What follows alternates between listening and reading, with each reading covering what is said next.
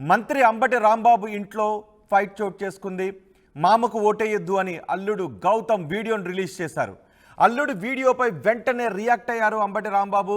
తన అల్లుడు మాట వెనుక కుట్ర ఉందని ఆరోపించారు. పవన్ కళ్యాణ్తో పాటు మరికొందరు రెచ్చగొట్టి తన అల్లుడితో వీడియో చేయించారు అని వివరణ ఇచ్చారు. తన రెండో కుమార్తె డాక్టర్ మనోజ్ఞ, అల్లుడు డాక్టర్ గౌతమ్ మధ్య విభేదాలు ఉన్నాయని, గత 4 ఏళ్లుగా వారు విడివిడిగా ఉంటున్నారు అని అంబటి చెప్పారు. 2 ఏళ్లుగా తన కూతురు, ఆమె కొడుకు తన సంరక్షణలోనే ఉన్నారు అని అంబటి రాంబాబు అంటున్నారు. శవాల మీద పేలాలు ఏరుకునే రకాన్ని నేను నా జీవితంలో చూడలేదు.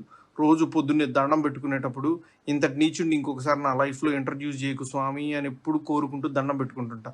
నా అల్లుడు గుండెబోలు గౌతమ్ కుకటపల్లి కోర్టులో డైవర్స్ కోసం అప్లై కూడా చేసుకున్నాడు. అది ఇంకా ఒక కంక్లూజన్కు రాలేదు. This is purely a family dispute.